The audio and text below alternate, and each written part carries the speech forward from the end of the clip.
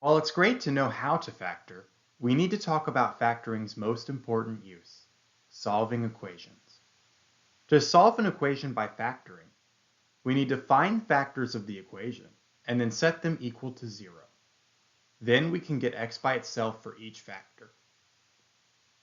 In the example that I'm underlining in green, we have an equation that's already been factored on the left-hand side. What we do when we get to this step is we split our factors up, but we keep them both equal to 0, and then we get x by itself.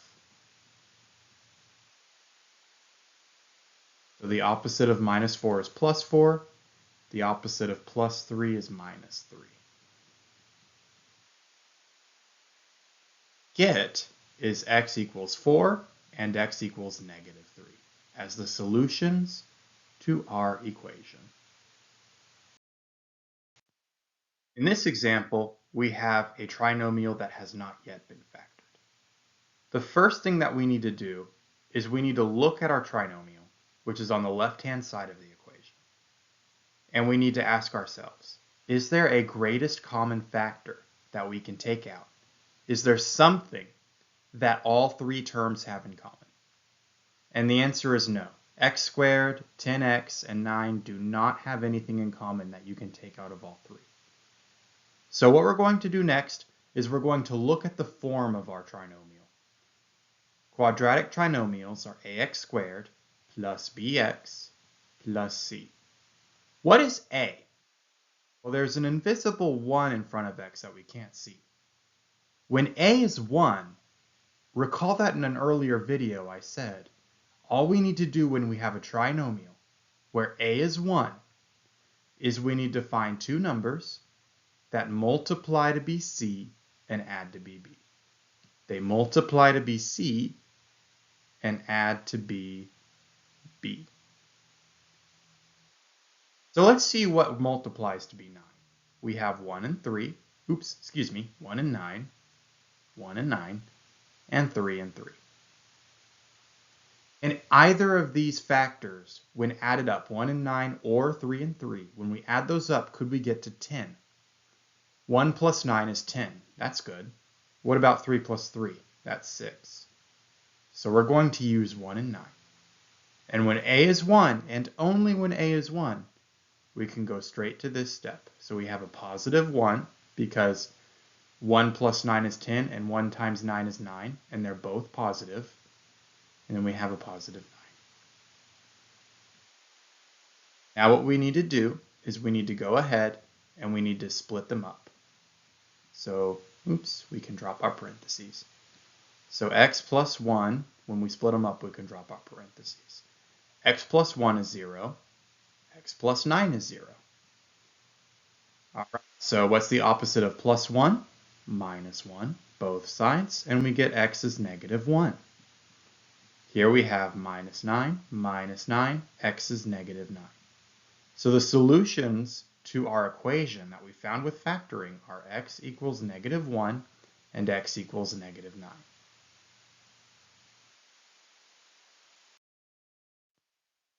All right, so the first thing that we always do, look at the left-hand side and let's see, are there any greatest common factors we can take out? Is there anything 5x squared, negative 17x, and negative 12 have in common? The answer is no. So in this next step, I would recommend that you watch our video on factoring when a is not 1, because we're dealing with something, if you haven't seen that one yet, we're dealing with ax squared minus bx minus c, but our a, which is the coefficient, the number in front of the x squared, is 5. It's not 1. So we have to factor this one differently than the last one. When a is not 1, we have to use the AC method. Is we take our a, 5, and we multiply it by our c, which is 12. Negative 12. What is 5 times negative 12? Well, that's negative 60. Know that factors of 60 are 1 and 60. By the way, real quick, we do need two numbers that multiply to be AC. So they multiply to be negative 60, and they add to be B, which is negative 17. And I'm getting that from right here in the middle of our equation. The B term is the B is the coefficient right in front of the x to the first power. So it's just going to be that negative 17. So we need two numbers that multiply to be negative 60 and add to be negative 17. So let's see. 1 and 60 multiplies to be 60, but that's not going to give us negative 17. Let's see. 2 and 30 still won't work. 3 and 20, that could work. Let's think about it in a minute. 4 and 15, no. 5 and 12, no. 6 and 10, no. So all of these numbers multiply to be 60, but only one will get me to negative 17. It's the 3 and the 20. Now, which one has to be negative? Well, we could try negative 3, but if I do negative 3 and I add those, I get positive 17. That's not what I want. I want negative 17. So let's try making our 20 negative instead. 3 minus 20 is negative 17. 3 times negative 20 is negative 60. This means that we found our numbers. So, when a is not 1, we can't go straight to the parentheses. We have to instead split the middle term. So we have 5x squared, we rewrite it, plus 3x. It doesn't matter what order you put it in. You could have put the 20x first. Minus 20x, although that negative does have to stay with the 20. Minus 12. Oops, that's an ugly 12. Let me fix that. There we go. Equals 0. All right, so now what we have to do is we have to make our groups. So group 1 and group 2, and we have to factor by grouping. So in group 1, what do they have in common? 5x squared and 3x. What do 5x squared and 3x have in common? If you said they both have an x, you're correct. And what's left on the inside when we take that x out is there's still an x for the 5x squared because there's one x left, and the 3's x was taken away. Now let's look at negative 20x minus 12. Well, I already see that they both have a negative, so we can certainly take a negative out. Also, 20 and 12, I know that 2 goes into both, but even more than that, 4 goes into both. So if I take a 4 out, a negative 4, excuse me, that changes both signs. So negative 20 over negative 4 is just 5x. Negative 12 over negative 4 is just positive 3. And yay, they're the same. 5x plus 3 and 5x plus 3, oop, don't forget that equals 0. 5x plus 3 and 5x plus 3 are the same, which means we can rewrite them once and then rewrite the thing that goes in front of them.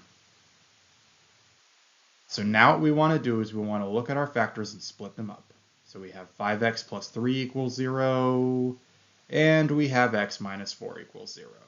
The x minus 4 is going to be easy to do. Just add 4 to both sides, and you get x equals 4.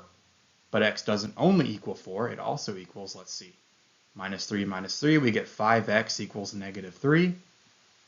Then we need to divide both sides by 5 to truly get that x by itself, and we get x equals negative 3/5. So x equals 4 and x equals negative 3/5. These are our two answers for this equation. Let's take a look at this example. I want to ask you, is there anything that you notice that's different about it? Anything different from what we were doing earlier? If you said it's not equal to 0, you'd be correct. When we factor or solve equations by factoring, we have to have the equation equal to 0.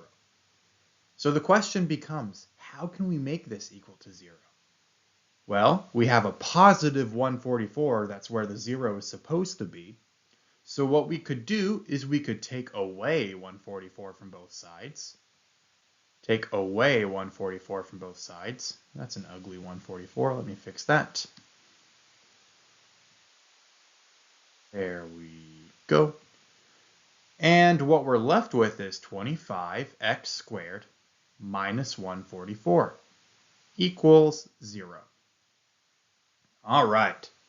Now, do you notice anything about this? Let's take a look. we have a square. 25 is 5 squared. We have another square, x squared. We have a subtraction sign. And we have 144, which is 12 squared. We have a square minus a square. If you haven't seen the video on difference of squares, I would recommend you watch that because this is another special way to factor. When you have a square minus a square, what you're going to do is you're going to say, okay, a square minus a square is always two parentheses. One has a plus and one has a minus. Then what we do is we take the square root of our first term, 25x squared. What's the square root of 25? It's 5. 5 squared is 25. What about x squared? Well, it's just x. So we put that in the front of both our parentheses. Then we look at our second one, the 144. What's the square root of 144? Well, 144 is 12 squared, 12 times 12, so the square root of 144 is 12. And we put that in the second part of both of our parentheses. So we get our factors to be 5x plus 12, 5x minus 12.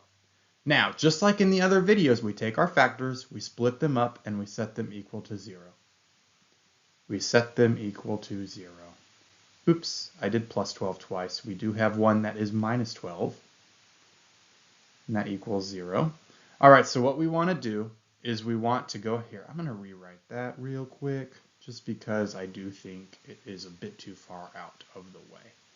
So let's see, we have 5x plus 12 equals 0. 5x minus 12 equals 0. All right, so here we need to subtract 12 because the opposite of plus is minus, so we get 5x is negative 12.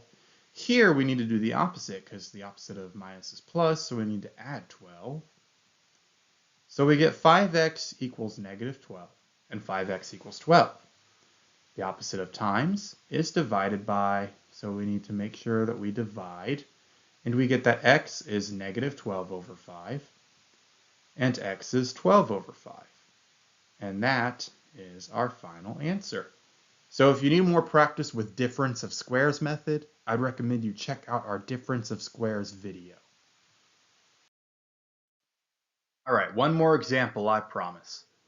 Let's take a look at this example. Let's look at the left-hand side. Are there any greatest common factors? Any GCFs we can take out? We always start there. The answer is yes. Between 7x squared and negative 12x, there is something they have in common. Everything on the left-hand side has an x. So we can pull an x out. When we pull an x out of 7x squared, well, that's 7 times x times x. All that's left is 7 and 1x. Then we have negative 12x. Well, when we pull an x out of that, we're just left with negative 12. Next, what we need to do is we need to split it up, just like we've been doing. Split up our parts. So x equals 0, 7x minus 12 equals 0. Those are our two factors. We've now split them up. X equals 0 is already solved because x is already by itself. But what about the second one? Well, we need to get 12 over to the other side. So we get 7x is 12. Then we need to get rid of that pesky 7. And voila, x equals 12 sevenths. So our two answers for this one are x equals 0 and x equals 12 sevenths. If you found this video to be helpful, please like it and subscribe. Thank you so much for watching. We're going to have more content coming out soon.